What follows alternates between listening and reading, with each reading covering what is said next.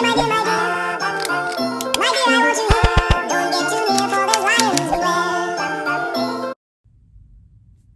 guys, so I am back. It's been a while, about a month since I made a video. I think one of the most recent videos I made was the story of how I tore my ACL. Go watch that. I'm gonna get it out the way now that I have a GoFundMe. Because I've torn my ACL, I'm out of work for 2 months.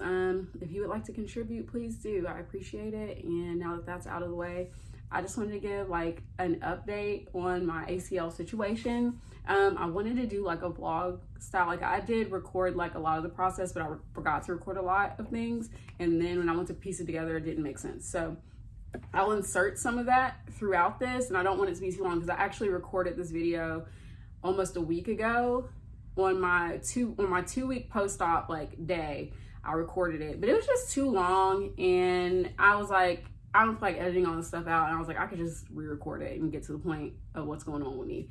So follow me on Instagram, Twitter, Ugly Witty. You can also subscribe to this channel, like this video, and all that good stuff. So yeah, I tore my ACL.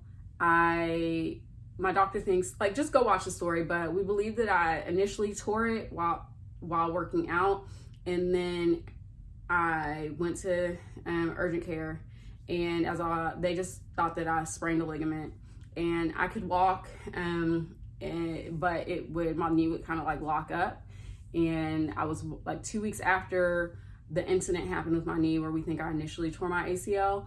I was walking down the steps and my knee just gave out completely. So at that point, that was like literally right at the end of February. I went to urgent care. They couldn't help me. I went to an emergency room. They were like, you need an MRI. And I was like, well, give me one. They were like, no. And so I had to go to an orthopedic doctor where he prescribed an MRI. About a week later, I had torn my ACL, long story short. Now, initially at this visit, they were like, your meniscus looks great, everything looks fine. As far as working, they were like, you could still work, but it's just like, I'm an esthetician, I stand up and I walk back and forth a lot. And they were like, but just to tolerance or whatever. But they're like, you just don't want to do further damage. The surgeon also recommended that I do it within 3 months. I scheduled my surgery April 22nd. So I worked up until from the ACL tear. I took a couple days off because initially I could not walk. When I was finally able to walk and I wore a brace, I would just take ibuprofen, ice my knee at night, things like that. But I worked up until April 15th. And the reason why I didn't work up until surgery is because of COVID. They wanted me to take a COVID test and then self-quarantine until the surgery, which I practically did. I wasn't out and about and doing too much anyway. I mean, I was preparing for surgery. But the surgery went well.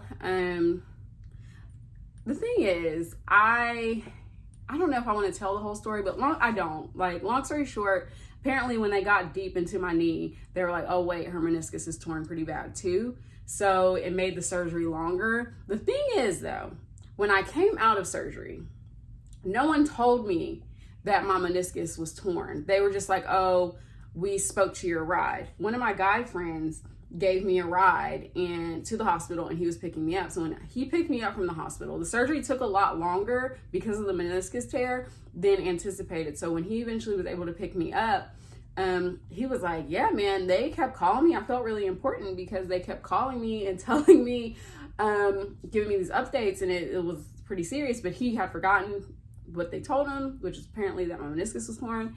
And I wasn't able to find out. So I didn't know that it was my meniscus that was the additional problem with my knee. All I knew was that whatever they did in my knee, it was causing me to be non-weight bearing for longer. So eventually that Monday, I had surgery on Thursday. That Monday when I went to my first physical therapy appointment.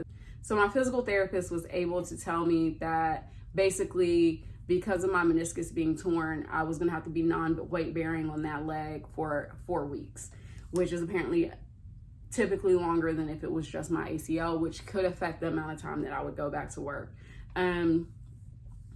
Initially, I was in so much pain. I was in a lot of pain, but I wasn't like crying or anything. I typically have a really good pain tolerance. And I feel like I'm handling the pain well, but it's definitely a unique feeling of pain that I'm feeling. I have my leg propped up. I have my ice machine going. My family's here to help take care of me. I can barely walk to the bathroom. It's not yet time for my pain medicine. Once it is, we will be taking that. Yeah, so I'm going to show you what my leg propped up looks like right now. So that is my machine. I got it wrapped around. This is my leg mobilizer. I don't like it. I wish I had the ones that I see, so I didn't want to order a different one because it just doesn't feel that sturdy. My leg is wrapped up currently. Does not feel good. Don't love it. And yeah, I'm going to take some ibuprofen soon, probably some acetaminophen soon. And yeah, so we'll definitely give more of an update tomorrow. So I am on day 3 of recovery.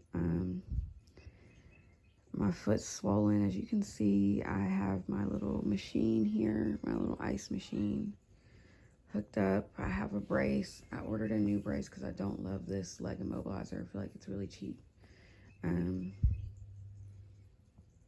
I knew it would be painful. I didn't know it would be this painful. For sure, I didn't know that it would be this painful. I'm supposed to be using a CPM machine. I guess I'll try to do that later today, but I can't even fathom trying to bend my leg right now. So I start physical therapy on Monday at 11. I'm very terrified because I don't know how I'm going to walk to get there. I'm not good with the crutches. It's a struggle for me to go to the bathroom. I haven't really been able to get too much sleep for various reasons. I mean, my family's here to help, but it's a lot of kids and it's a lot of distractions. I thought, because I have a Floyd bed, which if you watched my Merry Christmas Vlogmas, that was on my wish list. I finally got a Floyd bed, but it's very low to the ground, and it makes it a little more challenging to stand up and get out, especially when you're operating with one leg and the other leg's severely hurting. But I've been taking my medicine. It just makes me drowsy, but I don't go to sleep. It doesn't really take the pain away. So yeah. Did you need anything? No, I'm good, thank you. So I just yeah, this is day 3. Wish I had more of an update. I don't want to show what I look right now because I look crazy as hell. And we're just going to power through, and I will check in at another stage. Bye. They gave me oxycodone. I swear I went through that in 3 days, and I couldn't get a refill. So we were just...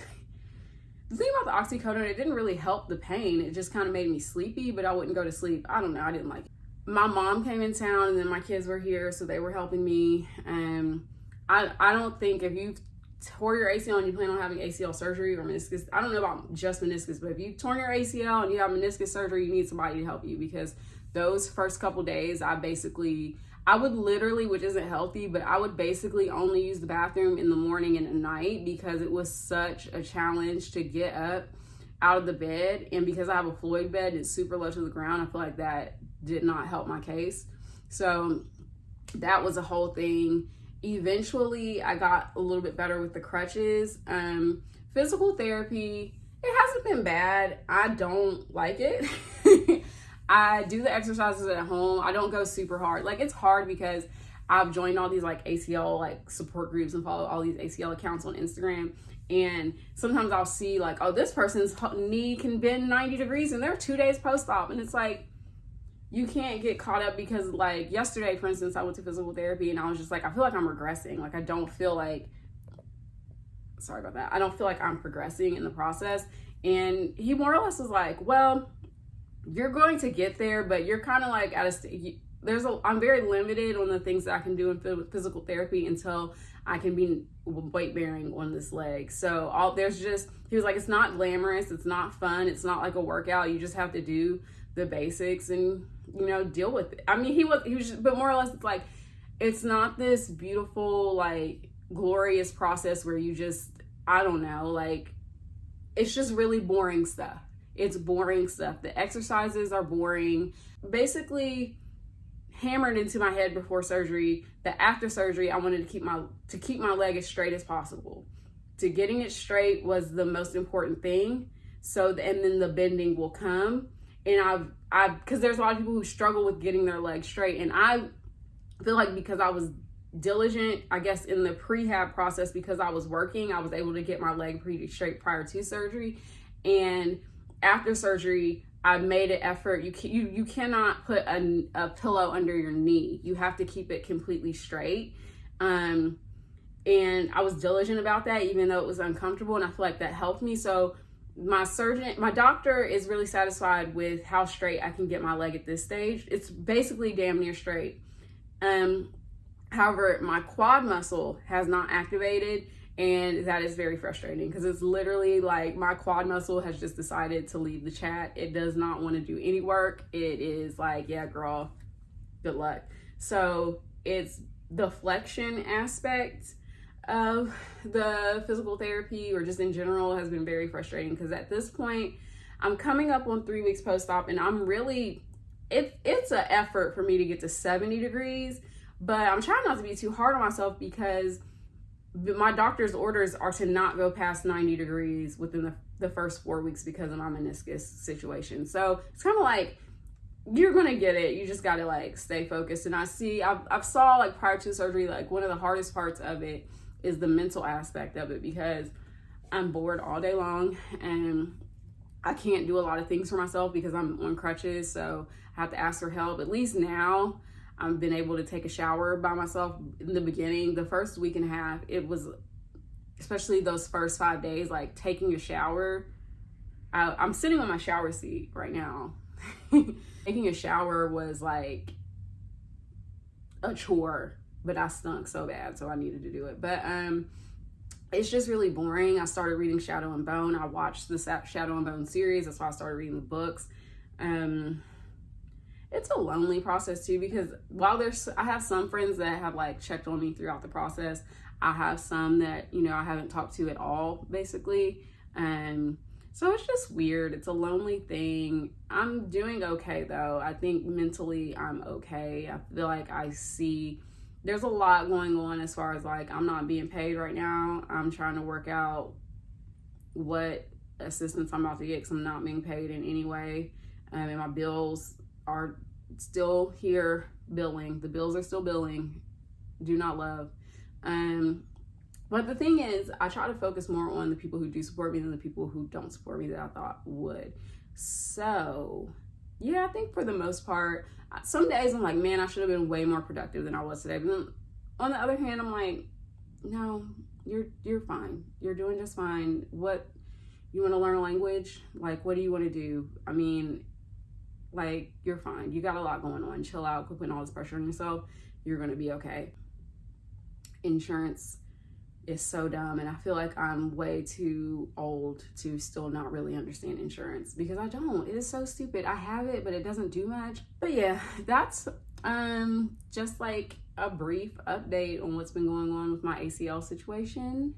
You can follow me on Instagram, Twitter, pretty much everything at Ugly Witty. You can support my GoFundMe, the link's below. I'm going to make a couple other videos while I'm doing this, because what else do I have to do? So I'll see you all soon. Bye.